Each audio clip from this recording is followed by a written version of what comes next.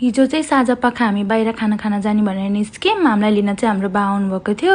मैले चाहिँ खाना जाने नै होला भन्ने सोचिरहेको थिएँ, तर दुईजनाले चाहिँ छुट्टै प्लान बनाइसक्नु भएको रहेछ है। अहिले चाहिँ जापानमा समर फेस्टिभलहरू लागेछ नि त, अनि दुईजनाले चाहिँ मलाई सरप्राइज दिन खोज्नु भएको रहेछ।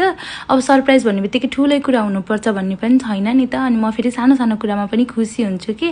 अनि मेरो लागि चाहिँ सबै कुरा फर्स्ट टाइम भएर म चाहिँ अलिकति सरप्राइज नै भएको थिएँ।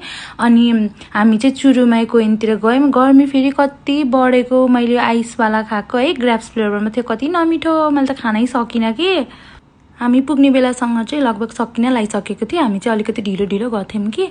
अनि माथि चाहिँ सबै ओभाच्याङहरू नाचिराख्नु भएको थियो है, अनि तल चाहिँ सबैजनाले हेरेर कपी गर्दै गोलो गर्दै नाचिराख्नु भएको थियो कि। कसैले योगात्ता, कसैले किमोनो लगाउनु भएको थियो। अनि सुरुमा चाहिँ मलाई कस्तो अप्ठ्यारो लागिरहेको थियो कि नाच्न है। अनि मेरो हस्बेन्डले चाहिँ नाच पारेर कि म अब एकदमै नाच्ने डुल्ने घुम्ने मन पराउँछु नि त, अनि मलाई त अप्ठ्यारो लाग्छ, म त सक्दिनँ नाच्न भनेको त। अनि दुईजनै आएर नाचिदिनु भयो कि मलाई सजिलो हुन्छ भनेर।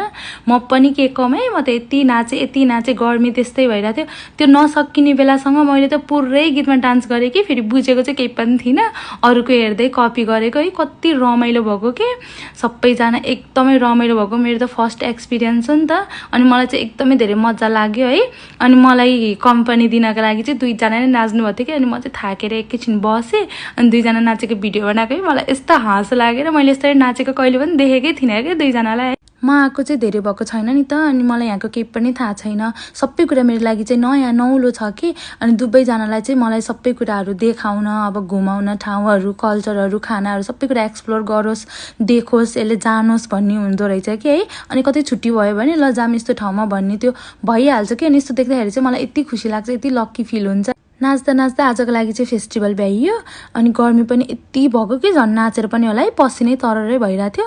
अनि साइडमा एउटा कति राम्रो फाउन्टेन थियो कि। अनि त्यहाँ आएर एकैछिन रेस्ट गऱ्यौँ, त्यसपछि खाना खान जाने भन्ने कुरा भयो है। अनि खाना चाहिँ के खानु मन छ भनेर मलाई सोध्नु भएको थियो कि। अनि मलाई चाहिँ याकिनिको खाना मन छ भनेको। अनि हामी चाहिँ याकिनिकोकै पसलतिर गयौँ। त्यहाँ जाने बित्तिकै मैले फर्स्टमा चाहिँ आइसवाला ड्रिङ्क्स खाएँ, एकदमै गर्मी भइरहेको थियो। अनि खानामा चाहिँ हाम्रो बिफ, पोर्क, अनि किम्ची, फिस, मसरुम, ससेज, स्यालेडहरू, अनि त्यसपछि खाना पनि थियो, अनि सुप पनि थियो है। एकदमै मिठो भएको थियो कि, मलाई चाहिँ मिठो लाग्यो। मलाई कोरियन ड्रामाहरू एकदमै धेरै मनपर्छ कि है। अनि मैले चाहिँ रात दिन हेरिरहेको हुन्छु कि कोरियन ड्रामा। अनि मेरो हस्बेन्डले चाहिँ हामीलाई जिस्काइराख्नु भयो कि कोरियन ड्रामामा खाने यसरी नै हो, यसरी नै खाऊ भनेर है। अनि यो एक सुप चाहिँ एकदमै मिठो थियो। मैले चाहिँ पुरै भ्याएँ कि खानाहरू सबै खाइसकेपछि चाहिँ। अनि अब डेजर्ट खाने भन्ने कुरा भयो है। अनि डेजर्टमा के खाने भनेर अब खाना खाएर एकदमै हेभी नै भइरहेको थियो, तर छोड्न चाहिँ मन लागेन। अनि मैले चाहिँ सफ्ट क्रिममा चक्लेट सिरप अनि अलिअलि चक्लेटहरू हालेर खाएँ। त्यसपछि चाहिँ हामी निस्क्यौँ त्यहाँबाट। अनि हानाभी गर्ने